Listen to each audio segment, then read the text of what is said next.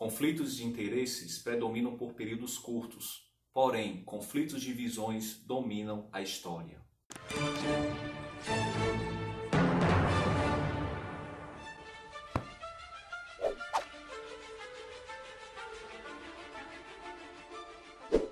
Fala pessoal, José Luiz Lopes com vocês mais uma vez, sejam muito bem-vindos ao canal Ler é Preciso. Hoje falarei sobre o livro do economista norte-americano Thomas Sowell, Conflito de Visões, Origens Ideológicas das Lutas Políticas. Esse livro foi publicado no ano de 2011 pela editora Realizações.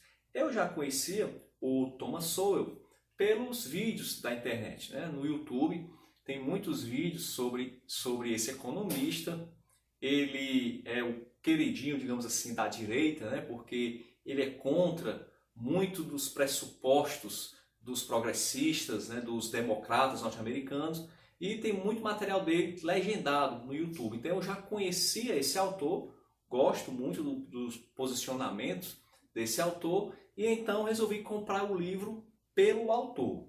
E não me arrependi, gostei bastante. Foi um livro que demorou um pouco para eu terminar sua leitura, porque exigiu bastante atenção, porque é um livro recheado de informações, de referências, não só históricas, mas também filosóficas, econômicas e jurídicas. Esse livro ele tem o seguinte objetivo. Primeiro, mostrar quais os pressupostos por trás das ideologias políticas, das teorias políticas. E segundo, revelar a lógica em cada uma dessas teorias. Eu já sabia que o Thomas Sowell é mais partidário de concepções, digamos assim, da direita, do que nós chamamos de direita aqui no Brasil. Que esse termo também não é um termo muito correto, mas vamos chamar de direita. Aqui no Brasil ele é mais partidário dessa linha de pensamento.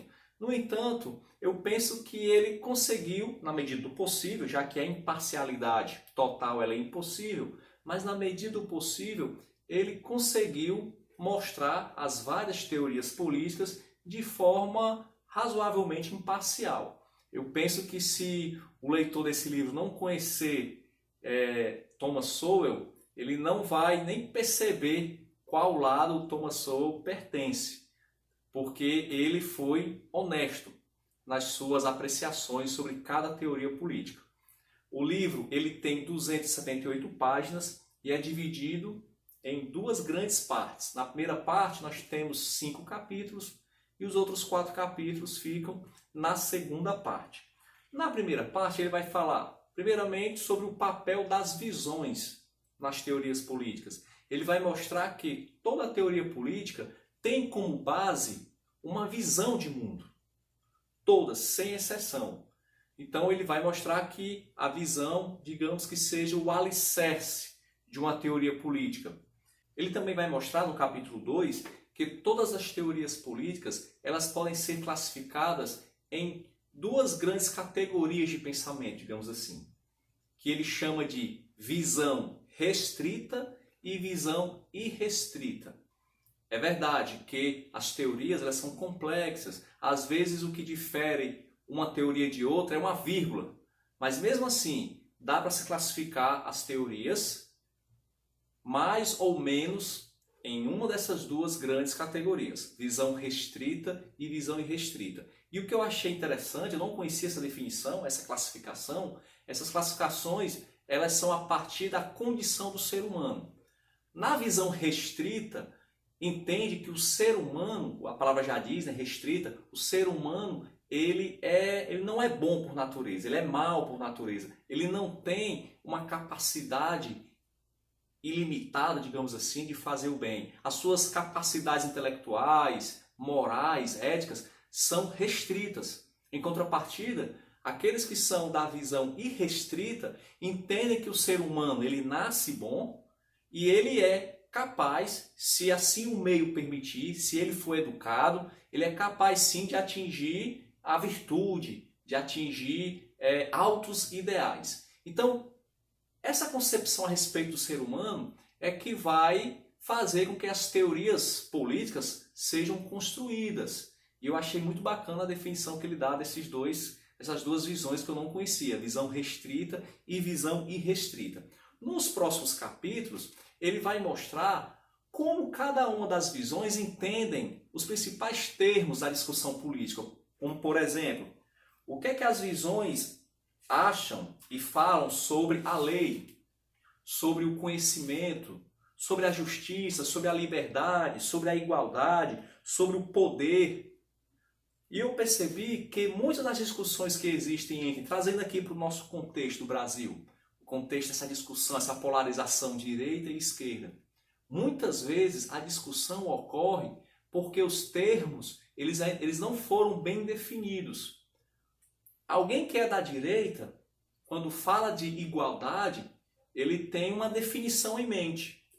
Porém, essa definição de igualdade é diferente para alguém que é da esquerda. Então, muitas das discussões poderiam ser evitadas se, primeiramente, os debatedores sentassem e chegassem a uma conclusão, a uma definição do que seria igualdade, do que seria justiça. Porque cada um desses lados definem esses termos de maneira diferente. Então, isso que eu achei muito interessante nesse livro. As concepções filosóficas, as visões dos dois lados são diferentes e, consequentemente, a lógica por trás das teorias também é diferente. Então é necessário, e o Thomas Sowell, mesmo sendo da visão restrita, ele não deixa isso aqui claro, tá, no livro. Eu estou afirmando isso porque eu já conheço o Thomas Sowell, já li, já assisti muita coisa dele e eu sei que ele é mais para o lado da visão restrita. Mas mesmo assim, ele é capaz, ele estudou a ponto de poder explicar de maneira razoável, aliás, de maneira razoável não, de maneira muito boa, o como aqueles que são da visão irrestrita pensam. Então isso deveria ser o dever de casa de todos aqueles que querem fazer alguma discussão mais aprofundada sobre qualquer tema. Ser capaz de entender aquele lado oposto a ponto de poder explicar tão bem quanto qualquer adepto do outro lado. Hoje nós não temos isso. As pessoas criticam sem ao menos conhecer o mínimo necessário da visão oposta. Então eu separei aqui alguns pontos bem interessantes. Não vou ser exaustivo, o livro realmente, apesar de não ser um livro muito longo, pouco menos de 300 páginas, mas ele é muito denso, ele é muito profundo em alguns aspectos, e eu não vou entrar muito na profundidade, até porque o tempo não permite. E também para não estragar o prazer da sua leitura. Mas eu achei interessante, por exemplo, como eu já mencionei, como as duas visões encaram a questão do ser humano. Ele vai citar que na visão restrita, ele vai citar o Adam Smith, que dizia que os benefícios da sociedade foram surgindo a partir da sociedade de livre mercado. E o que é mais interessante, foi a partir da busca pessoal por interesses individuais que o ser humano conseguiu evoluir como sociedade. Eu achei isso muito interessante. É digamos que o ser humano, para Adam Smith e para a visão restrita, ele necessita de incentivos, porque ele não é bom por natureza. A tendência do ser humano é fazer o que é ruim. Então, se não houver incentivos, não há benefícios para a coletividade. Já quem é da visão irrestrita vai discordar disso, que não é para ter incentivo. Na realidade, o ser humano ele tem que fazer o bem pelo motivo certo. Ele tem que buscar os mais altos ideais. Eles têm que buscar, o ser humano, a essência da virtude. Então eles vão ter como digamos assim, um filósofo, um pensador que dá resposta a esse pensamento, é William Golding, baseado muito no mito do bom selvagem, do Rousseau, de que o ser humano ele nasce bom, que o meio é o que o corrompe. Então, para a visão irrestrita, se o meio for bom, o ser humano também alcançará a plenitude, digamos assim, ética e moral. Outro ponto interessante sobre o que difere visão restrita de visão irrestrita é como eles pensam a respeito da lei. Para os adeptos da visão restrita, a lei ela é desenvolvida. Ela é desenvolvida ao longo das gerações. Ela não fala apenas do que nós vivemos hoje, mas fala muito também a respeito dos nossos antepassados.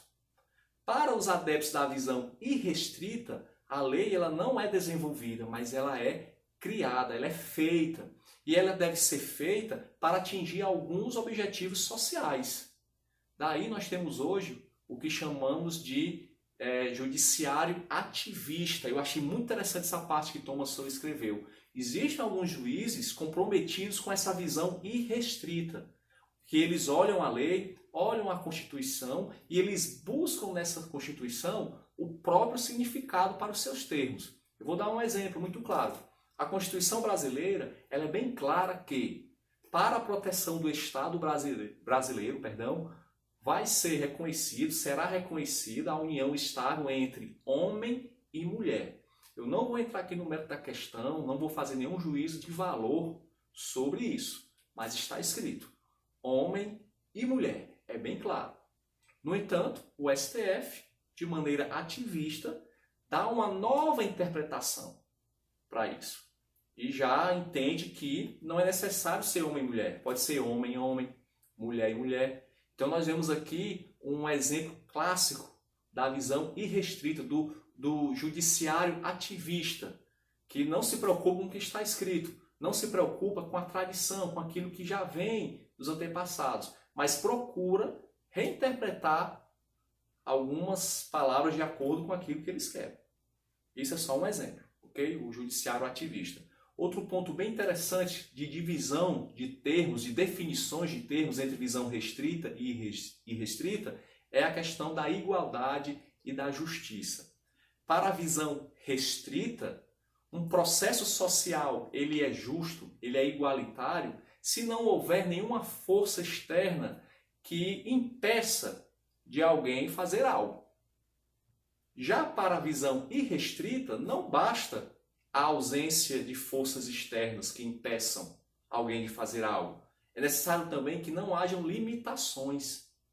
Vamos dar aqui um exemplo para ficar mais claro. A questão da cota para negros nas universidades.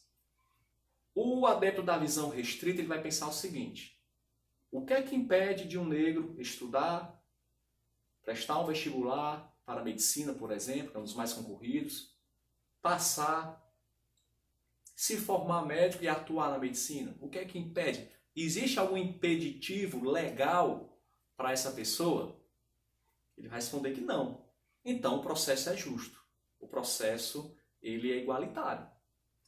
O adepto da visão irrestrita vai pensar o seguinte: tudo bem, não há nenhuma força impeditiva, mas será que esse aluno negro ele vai ter as mesmas condições de estudar na mesma escola, com o mesmo nível de ensino, ele vai ter a mesma condição de alimentação, a mesma condição ambiental para poder chegar lá e disputar aquela vaga com alguém privilegiado? Obviamente que não. Se a gente for nas universidades públicas ou particulares, a grande maioria dos alunos de medicina são brancos. Dificilmente você vê um médico negro. Então veja que, para visão restrita, isso é um processo justo, já que não há nenhum impeditivo legal. Se o processo é igual, então é justo. Para a visão irrestrita, não. Não adianta o processo ser igualitário. Os resultados também têm que ser igualitários. Então, para quem é da visão irrestrita, só vai ser justo no dia que a proporção de negros nessa sala de medicina for igual à proporção de negros na população brasileira.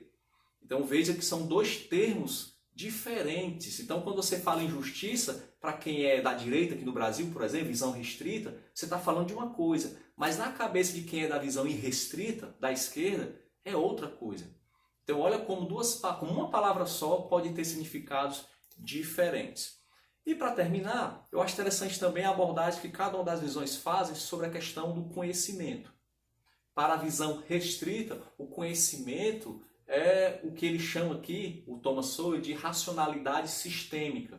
É um conhecimento que vai se acumulando ao longo do tempo, vai passando de geração para geração, que se mostra útil no passado, e aí vai sendo passado para gerações futuras, e que chega até nós, e que é útil. Está muito ligado ao conservadorismo.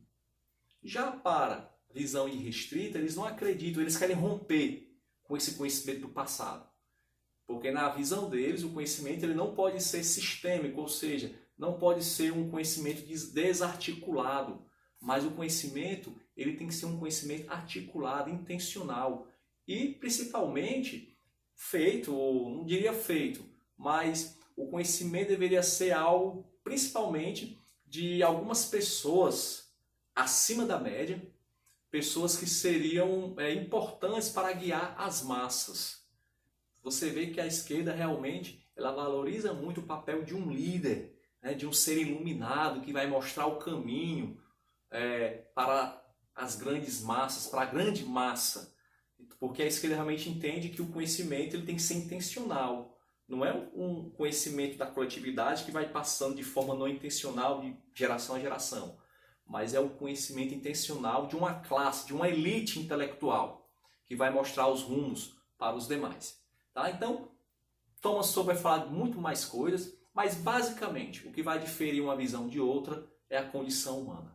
Visão restrita, ela tem uma visão pessimista, uma visão trágica do ser humano, e isso está muito de acordo com o cristianismo, né, a questão do pecado original. Não é à toa que grande parte dos cristãos vai ser adepto dessa visão restrita, do conservadorismo. E a outra visão, aí restrita, imagina que o ser humano ele nasce bom, e que se ele for educado devidamente, tiver o ambiente propício, ele vai sim evoluir, se tornar uma pessoa cada vez melhor. Aí nós temos mais a questão dos progressistas. Ele fala de muitas outras coisas. É um livro que eu indico, um livro muito bom, é daqueles livros que realmente você tem que guardar e depois dar uma relida, porque é de uma profundidade muito grande e necessita realmente de um tempo para você poder fixar o conhecimento que tem aqui nessas páginas. Então agradeço a sua visita ao meu canal, espero que você tenha ficado até o final. Se você tiver gostado, peço que você dê um like no vídeo, se inscreva no canal, ajuda bastante o crescimento do nosso trabalho, beleza? Guardo você no próximo vídeo e vamos ler, porque ler é preciso.